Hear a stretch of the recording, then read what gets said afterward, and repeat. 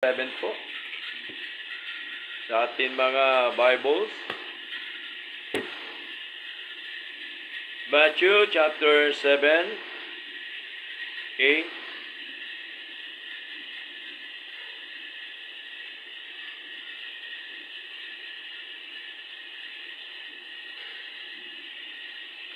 Verse 6 po. Basahin ni Nanay Lenny. Matthew chapter 7 verse 6. Sister Malu 7. Sister Agnes po 8. Sige po, Nanay. Opo. Huwag ibigay yung banal sa mga aso. Huwag kayong mag-agis ng inyong mga perlas sa harap ng mga baboy.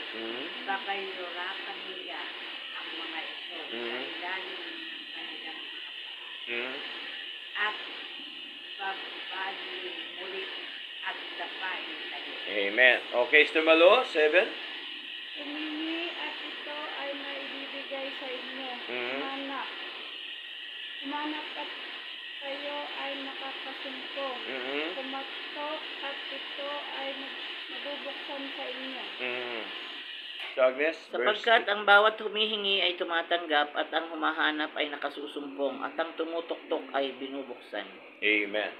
So dito po ay ang pamagat po ng ating pag-aaral po ngayon ay may kinalaman po sa tinatawag na ask, seek, and knock.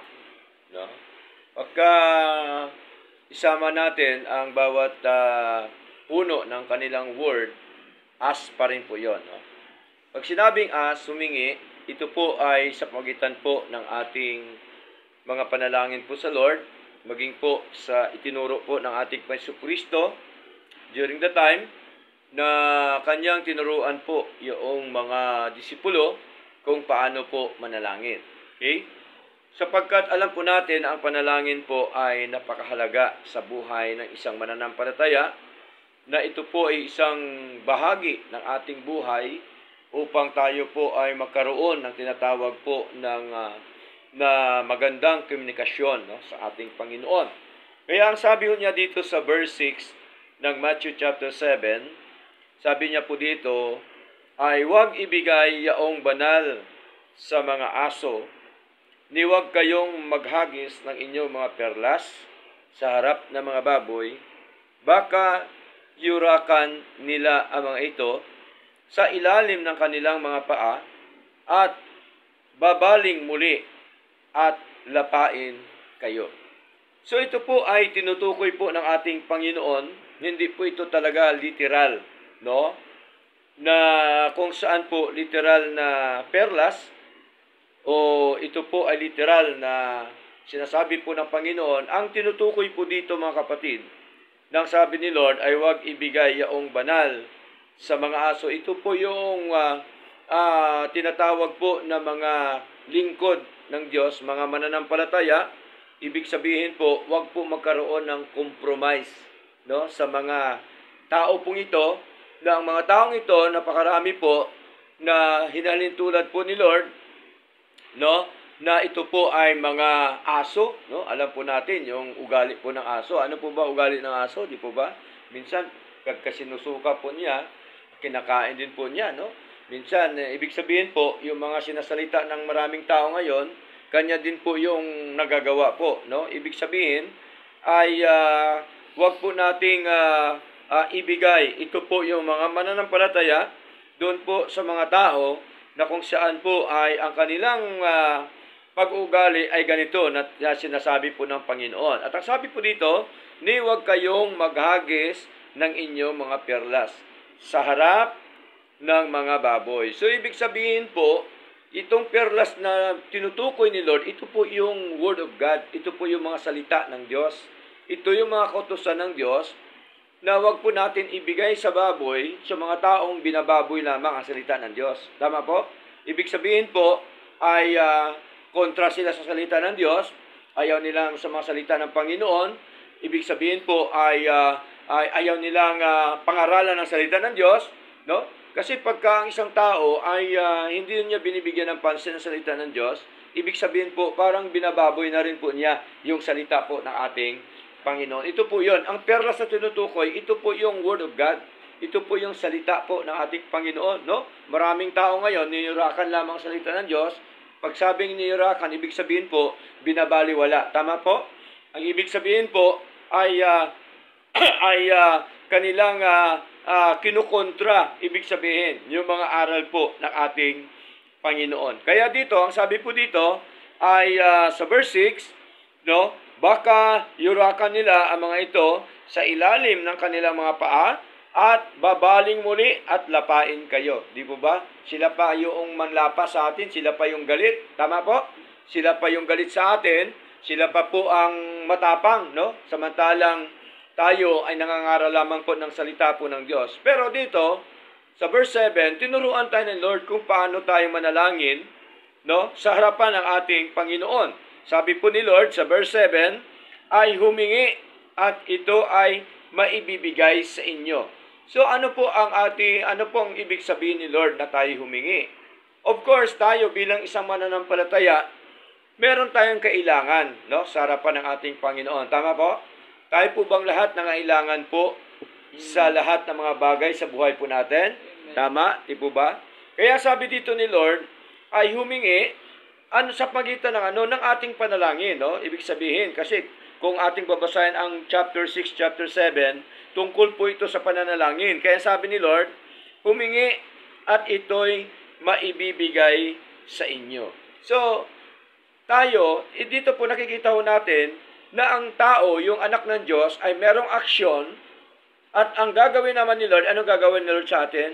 Ibibigay po sa atin ang ating mga kahilingan, no, sa ating Panginoon. Kaya dito po ay malinaw po na napakahalaga na hanapin natin o humingi tayo ng ng mga bagay na nais po natin sa pagitan ng ating panalangin doon po sa ating Panginoon. Katulad po nito sa aklat po ng John, basahin po natin, no? Ano po ba ang pangako ni Lord during the time sa mga alagad nung sila po ay humihingi sa ating Panginoon. Kasi sila po ay meron pagdududa sa Lord, no? Na kung saan ay ang iniisip po nila, baka po hindi ibigay ni Lord. Subalit, dapat po tayo magtiwala, no? Sapagkat ang sabi po dito ng ating Panginoon sa Tagalog, sa John chapter 14, verse 14, sa number page 339, sabi po dito ni Lord, kung kayo ay hihingi ng anumang bagay sa aking pangalan, ay aking gagawin ito. Tingnan niyo po ito po ay meron tayong dapat gawin. Hihingi po tayo sa Lord, may mahakbang po tayong gawin. At ang sabi po dito ni Lord, ay aking gagawin ito. So yun po ang pangako ng ating Panginoon. At tandaan po natin ang pangako po ng Diyos ay magkaroon po yan ng katugunan sapagkat ang Diyos ay tapat, no, sa kanyang mga pangako. Ano pa po ang sinasabi ni Lord? Sa aklat po ng John chapter 15 verse 7, no? Sa unahan lamang po, okay? Sige po, sa unahan lamang po. John chapter 15 verse 7, 349. No, babasahin po ni Mr. Malo ang verse 7 sa wikang Tagalog. Kung kayo ay nananatili sa akin at ang aking mga salita ay nananatili sa inyo, kayo ay hihingi ng anumang inyong nais at ito ay mangyayari sa inyo. Amen. So, nandoon yung trust natin sa Lord, yung confident natin sa Lord na talaga ang mga bagay na atin pong hinihingi sa Lord ay ibibigay po talaga ng ating Panginoon at ito po ay ayon din naman sa kanyang kalooban, no? Huwag po natin diktahan si Lord, huwag po natin apurahin si Lord sa ating paghingi na sinasabi ng marami, ay bakit Lord hanggang ngayon wala pa po yung aking hinihingi, no? So, meron po yung katakdaan yung ating Panginoon. Ang mahalaga, magtiwala tayo na ito po ibibigay ng ating Panginoon. Kaya dito, merong kondisyon. Yung sinasabi po ng ating Panginoon. Anong kondisyon? Kung kayo ay mananatili sa akin at ang aking mga salita ay nananatili sa inyo. Take note, Kapatid, hindi ho iniwalay ni Lord yung kanyang salita. Sabi po niya, kung kayo ay nananatili sa akin at ang aking salita ay nananatili sa inyo. So, bakit po na hindi iniwalay ni Lord ang kanyang salita? Kasi palagi po dapat kasama yan, mga kapatid. Hindi po pwede na magtiwala ka po sa Panginoon and yet ayaw mong paniwalaan yung salita ng Diyos. Dapat, kung naniniwala tayo sa Lord, naniniwala din dapat tayo sa mga salita ng ating Panginoon. Naniniwala din dapat tayo sa mga sinasabi po ng ating Panginoong Diyos na buhay sa pamamagitan po ng kanyang mga salita. Ano po ang pangako ni Lord? At sang sabi ho dito, kayo ay hihingi ng anumang inyong nais at ito ay mangyayari sa inyo. Kaya malinaw po na si Lord ay magbibigay po sa ating nais. Ang mahalaga lamang, tayo po ay nananatili sa Kanya at sa Kanyang mga salita at tayo po ay maging tapat sa ating Panginoon. Sa verse 16, tuloy natin sa verse 16. Okay? Basahin po ni Nanay Lenny po, no? Sa verse 16. Kanina, chapter 15 po. Sige po, Nay. Hindi kayo ang 16 po, Nanay. 15, 16.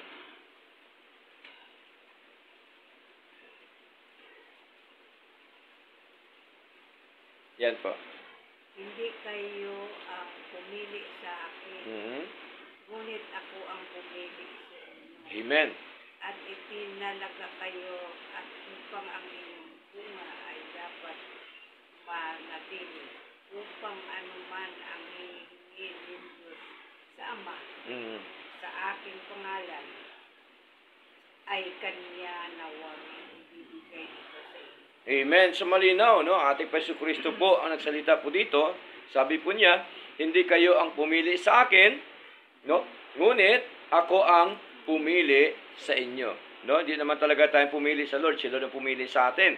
At itinalaga kayo upang kayo ay dapat humayo at magbunga. Pag sabing humayo, mangaral, magsalita, mag-share, at magbunga. At upang ang inyong bunga ay dapat manatili, upang anuman ang hingin ninyo sa Ama, sa aking pangalan, ay Kanya nawang ibibigay ito sa inyo. Tingnan niyo po, malinaw, ask pa rin po, yung hingi pa rin po natin sa Lord.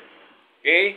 So, kaya po, di po ba, kung inyo pong napapansin yung ating pangangaral, ang lagi po pinakadulo ng ating pananalangin, sa pangalan ni Jesus, Amen. Kasi malinaw po ang sabi dito nasa pangalan ng ating Panginoong Hesus Kristo. So manalangin tayo sa Ama sa pangalan po ng ating Panginoong Hesus Kristo. Kaya po malinaw na dapat tayo humingi. Kaya ang sabi ho dito sa ating binasa kanina, sa ating text sa Matthew chapter 7, verse 7, sabi dito ay humingi at ito ay maibibigay sa inyo. Tingnan niyo po. Pangalawa, mga kapatid, sabi dito, sa binasa natin kanina, humanap at kayo ay makasusumpong. Palagay niyo po ba ano pong hanapin po natin sa Lord? Okay? Ano po bang hanapin po natin? Okay? Hanapin po natin ang alin? Of course, yung katwiran ng Diyos. Tama po?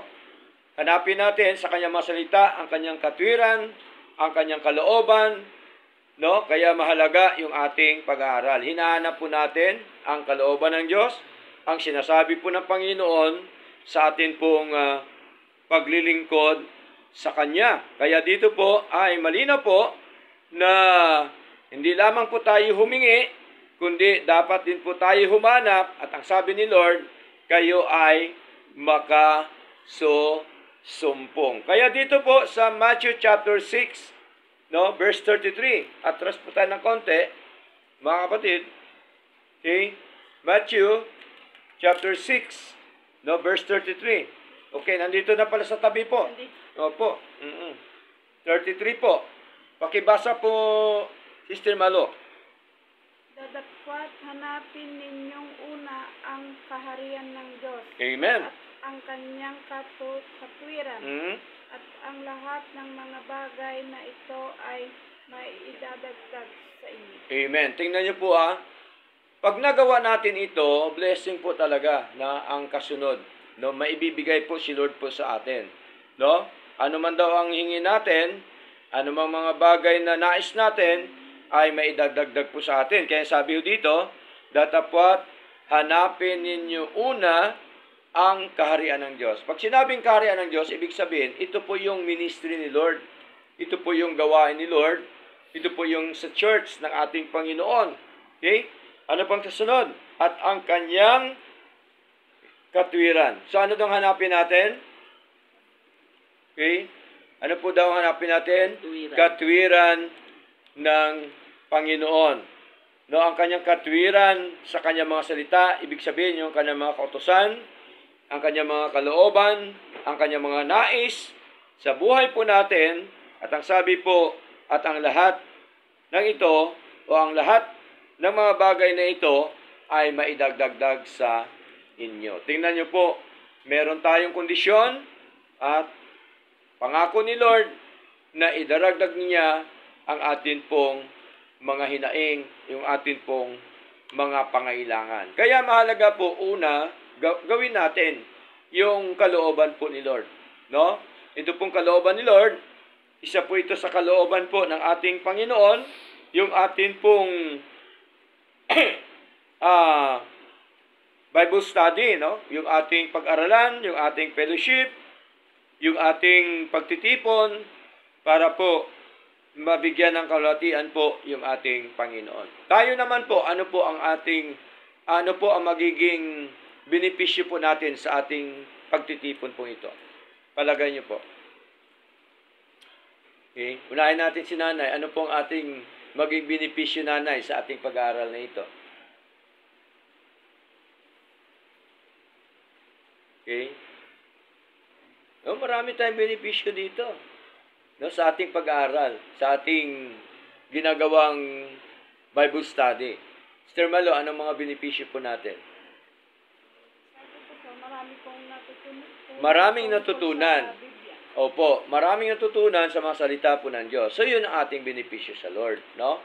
Tinuturuan tayo para tayo ay matuto at lumago, no, sa ating buhay spiritual. So, napakahalaga po na kung saan ay unahin po natin yung kalooban po ng Diyos. Katulad po sa sinabi ni Lord sa aklat po ng Luke chapter 19 verse 10.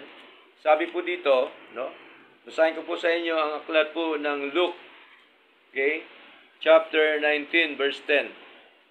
Okay? Anong sabi po diyan, Sister Agnes? Nakita mo na ba? Sapagkat ang anak ng tao ay naparito upang hanapin at iligtas ang nawala. Sapagkat, ulitin mo po. Sapagkat ang anak ng tao ay naparito upang hanapin at iligtas ang nawala. Luke 19:10. Luke chapter 19 verse 10. Okay? Amen.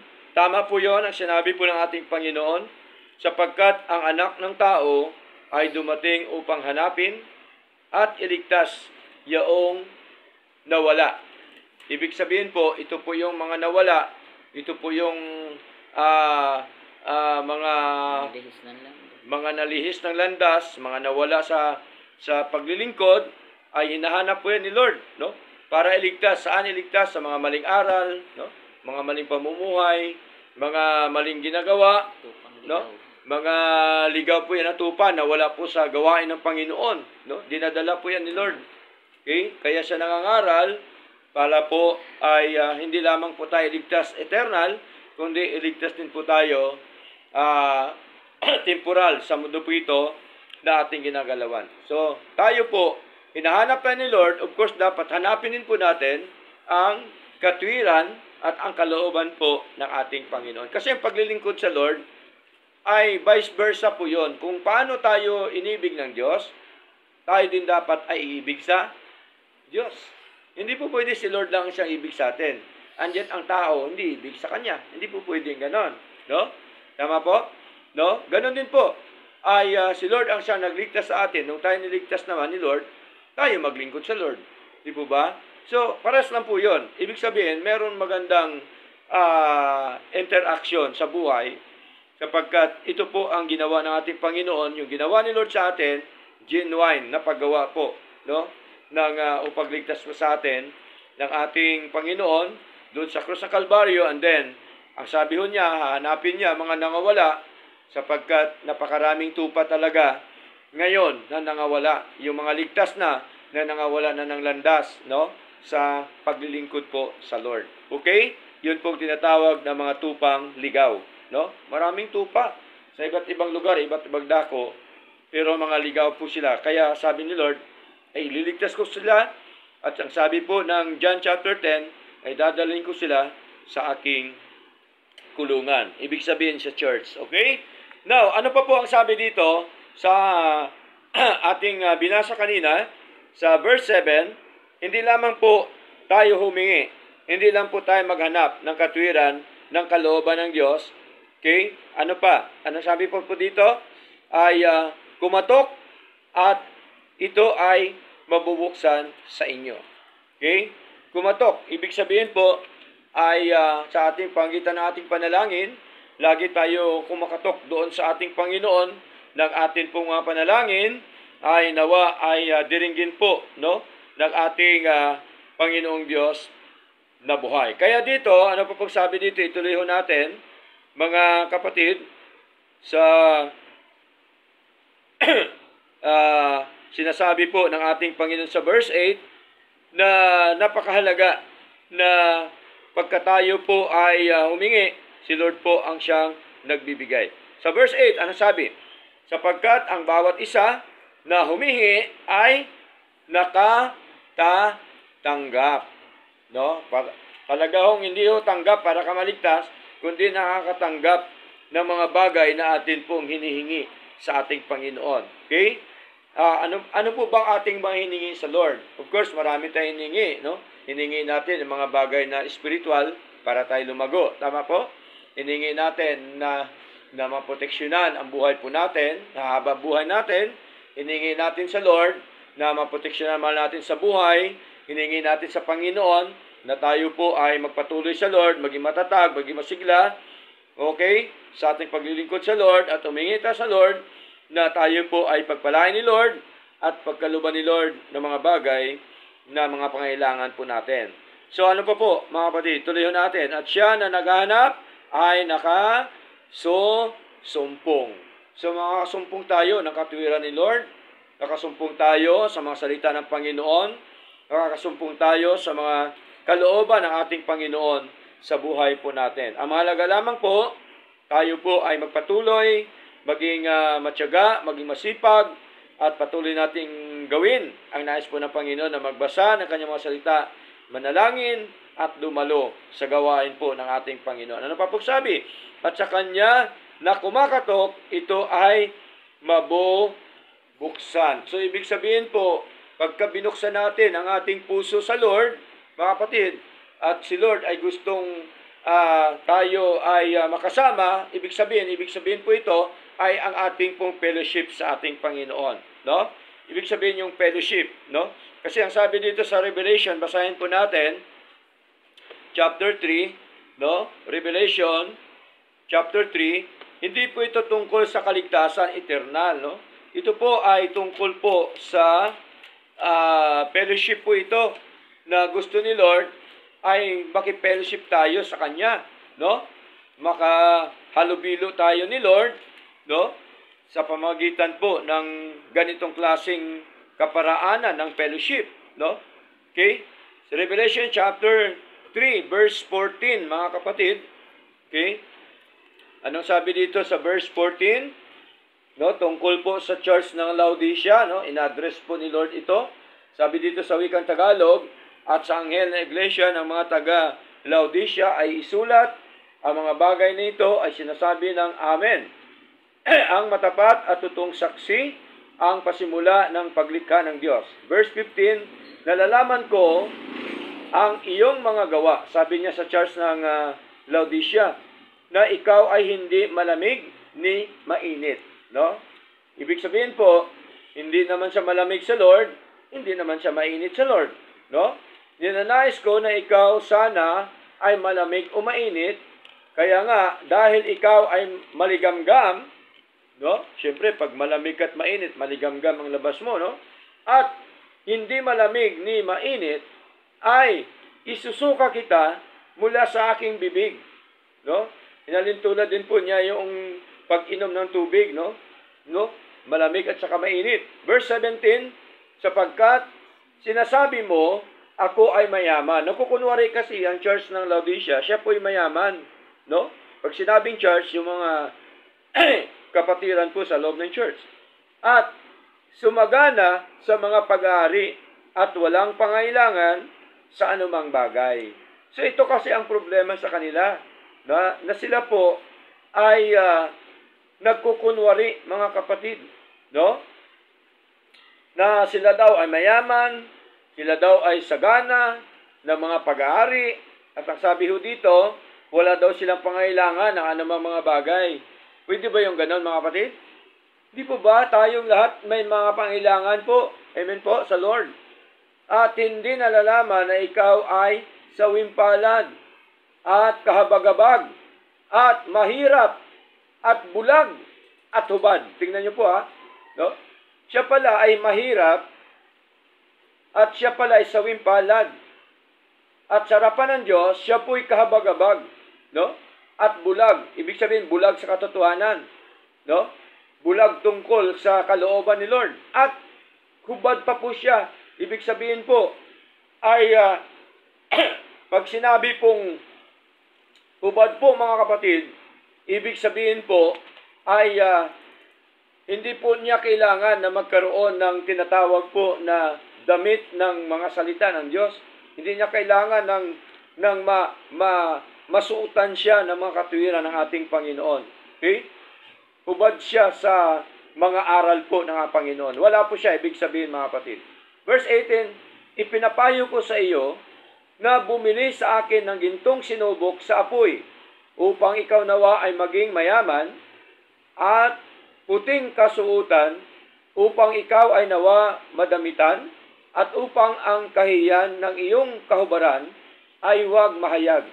At pahira ng iyong mga mata ng pampahid sa mata, upang ikaw nawa ay makakita. So yung tinutukoy po dito ni Lord, mga kapatid, na bumili siya ng gintong sinubok sa apoy, ibig sabihin po, ito po yung mga aral ng Panginoon. Hindi naman talaga realidad na bibili siya para may pera si Lord. Hindi ho, ganon. Ibig sabihin po, ay dapat ang bigyan niya ng pansin, ng halaga sa buhay po niya, ito po yung mga salita po ng Diyos, mga aral po ng Panginoon. Kaya ang sabi ho dito, na upang ikaw nawa ay maging mayaman. Saan? Maging mayaman siya sa salita ng Diyos. Tama? At puting kasuotan, ibig sabihin po, pag nalaman mong salita ng Diyos, nandun na po yung matuwid mo na pamumuhay sa harapan po ng ating Panginoon, upang ikaw nawa ay madamitan, no? Masuotan na siya ng katwiran ng Panginoon, at upang ang kahiyan ng iyong kahubaran ay huwag mahayag, no? Hindi ka mapahiya dahil nga wala ka namang aral ng Panginoon tapos nagyayabang, no? Ano pang sabi? At pahira ng iyong mga mata ng pampahid sa mata, upang ikaw nawa ay makakita. Ibig sabihin, sa kapangyarihan ng Diyos, ay ipaunawa po. Sa biyaya ng Diyos, ipaunawa sa atin, no? Yung mga salita ng Diyos, upang makita ho natin ng ating mga mata, yung tinatawag po na spiritual eyes, no? Ang mga katotohanan ng salita ng Diyos. Gaya ng marami, verse 19, na iniibig ko, ay sinasaway ko at pinapalo. Tingnan niyo po, si Lord pala, yung iniibig ni Lord, ay sinasaway ni Lord. No? Nandoon yung rebuke. At pinapalo pa yan ang Panginoon. Okay? Maging masigasig sa mga tuwid at magsisi. Pinagsisisi po sila ni Lord. At sabi ni Lord, maging masigasig. Saan? Maging masigasig sa gawain po ng ating Panginoon. Kaya verse 20, dito na po yung fellowship. No? Masdan ako ay nakatayo sa pintuan at kumakatok. Kung ang sinumang tao ay nakarinig ng aking tinig, ito po yung pangangaral ng salita ng Diyos, at magbukas ng pintuan, ay papasok ako sa kanya at maghapunang kasama niya at siya na kasama ko. Ibig sabihin po, di po ba pagkasama natin si Lord, yun po yung fellowship, tama? Kasama natin yung salita ni Lord, atin pong pinag-aralan ng salita ni Lord, ating pinag-uusapan si Lord, ating pinag-uusapan kanyang mga salita. Ibig sabihin po, that is fellowship. No? Yan po ang pakikisama natin sa ating Panginoon. Kaya, sabi po dito sa Revelation, 1 John chapter 1, verse 3, meron po dito, tinatawag po na fellowship, no? 1 John chapter 1, verse 3, sa 734, page 734, 1 John chapter 1, verse 3, sabi dito, yung aming nakita, sabi ni John, at narinig, ay ibinabalita namin sa inyo, upang kayo rin nawa ay magkaroon ng pakikibahagi or fellowship sa amin, sabi ni John, at tunay na ang ating pakipagbahagi ay sa Ama at sa kanyang anak na si Hesus Kristo. So, ibig sabihin po, pag sinabi po ni Lord na kasalo tayo ni Lord, hindi ito kaligtasang eternal. Ibig sabihin, fellowship. No? Yung ating pagsama-sama. Mga kapatid, ang ating pagsama-sama po ito, hindi lamang po tayo, kundi kasama din po si Lord. Bakit? Kasi po, ang ating pinag-aralan, salita po ng Diyos. Ang ating binabanggit, ang ating pinag-aralan, yung mga aral po ng Panginoon. At ang atin po higit sa lahat, itinataas po dito, walang iba, kundi yung ating Diyos na buhay. So yan pong ibig sabihin na kasalo. The Lord which is, kasalo po sa Lord, which is fellowship, no? Pakipagkaisa natin, pagsama-sama po natin, nakasama po yung ating Panginoon. Kaya po, napakahalaga na tayo po ay humingi sa Lord, tayo po ay humanap o hanapin natin ang katwiran ni Lord, no? Prayer, at ang atin pong pag-aralan ng salita ng Diyos, mahalaga yung ating pagbabasa, and then yung ating fellowship, na katulad po nito sa harapan ng ating Panginoon. Ano po ang maging benefits po natin, ang maging resulta sa buhay po natin? Nagkaroon po tayo ng sigla, tama po? Sa ating paglilingkod sa Lord, lumago ang ating spiritual life. Tuloy-tuloy, no? Ang consistent ang ating patuloy na paglilingkod sa ating Panginoong Diyos na buhay. Kaya nga po, ang fellowship mahalaga po, katulad po nito, no? Bago tayo magtapos, no? Actually, nasabi ko na po noon pa, matagal na ang fellowship, katulad po yan ng nagbabagang uling. Diba? Nagbabagang uling. Sister, pagka ang isang uling ba na baga, ihiwalay mo sa maraming baga, ano mangyari sa isa? Mamamatay. No? Una yan, kikislap-kislap na, manghihina. Hanggang sa mamamatay. Bakit? Hindi siya kasama sa marami. Tama? Hindi siya kasama sa fellowship. Hindi siya kasama sa paglilingkod sa Lord. So, may tendency po yan talaga na mawala po sa Lord. Pero kung ang isang uling na yan, isasama natin sa maraming uling, ano pong mangyayari? Mas lalo pa siyang liliyab. Nag-aapoy, no? Sa paglilingkod sa ating Panginoon. Kaya po, magpatuloy tayo sa Lord, paapoy natin puso natin sa ating pagbigay ng kalatian at pagbigay po ng karangalan sa ating Panginoon. Nawa, pinagpala po tayo mga salita ng Diyos sa atin pong pinag-aralan po ngayong hapon ito. Purin po ang ating Panginoon. Tayo po lahat